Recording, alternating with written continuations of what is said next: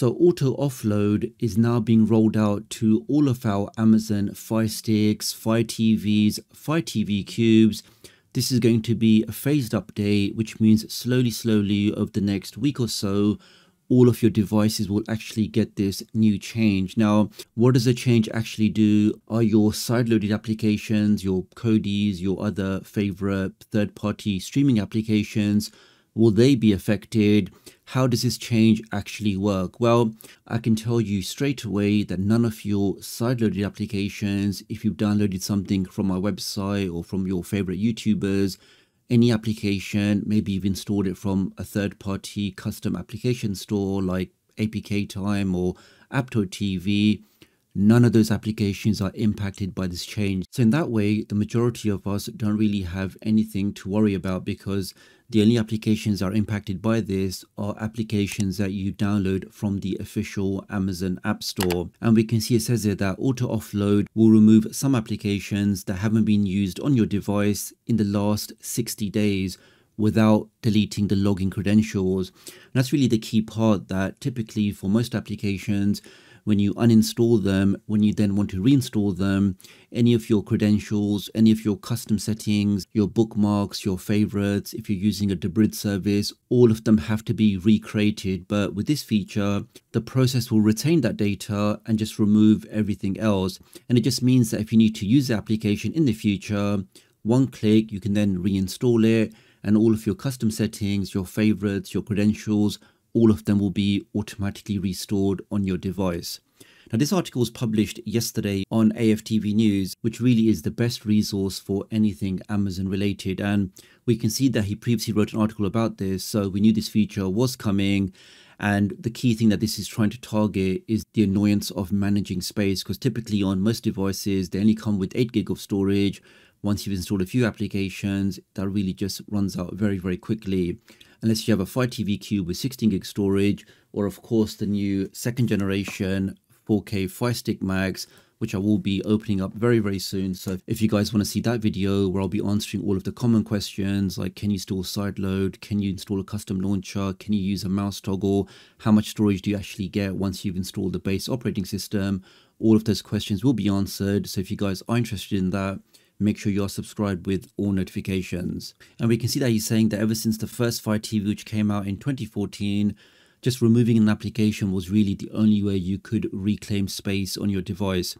Obviously, you can clear out the cache of certain applications, but ultimately that cache does come back. Now, as I mentioned before, when you uninstall an application and you want to reuse it, you then have to reconfigure all of those application settings again. But what the app offload feature does is basically like a middle solution. It allows you to remove most of the components which are taking up space, but allows you to keep that smaller user data portion, which has all of those settings. And here, for example, he just explains the differences with the app data, the user data, and the cache. Now, in terms of where we see this, so if you go into your settings and go to applications, you will see that by default, the auto offload is set to on. Now, you may be wondering that isn't Amazon being a bit heavy-handed with this feature, and why are they forcing this upon all of their users? Now, my response to that is you have to appreciate that the majority, I would say more than 90% of all Amazon Fire Stick users are novice users, basic users. They just want to use the device. They're not really classified as power users who want to tweak the devices, who want to change launchers, who want to do modifications. They just want to use streaming applications and just use a device. So for those kind of users, this option makes perfect sense, because they don't have to mess about with storage or find out which applications are big hitters or which applications are not being used. This process will just find any application that hasn't been used for 60 days and then just automatically offload it. And again, if they want to reinstall it because they decide they want to use it now, all of those custom settings, those credentials will automatically be saved. So in that way, I do think this is a good feature for most users.